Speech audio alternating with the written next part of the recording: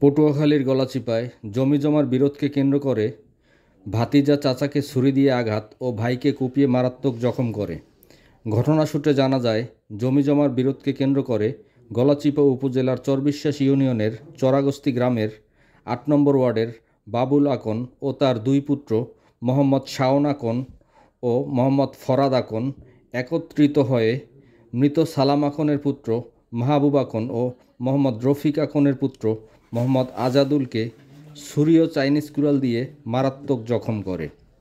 স্থানীয়রা তাদেরকে উদ্ধার করে গলাচিপা উপজেলা স্বাস্থ্য কমপ্লেক্সে নিয়ে আসলে কর্তব্যরত চিকিৎসক তাদেরকে প্রাথমিক চিকিৎসা শেষে উন্নত চিকিৎসার জন্য বরিশাল শের-ই-বাংলা মেডিকেল কলেজ হাসপাতালে প্রেরণ করেন।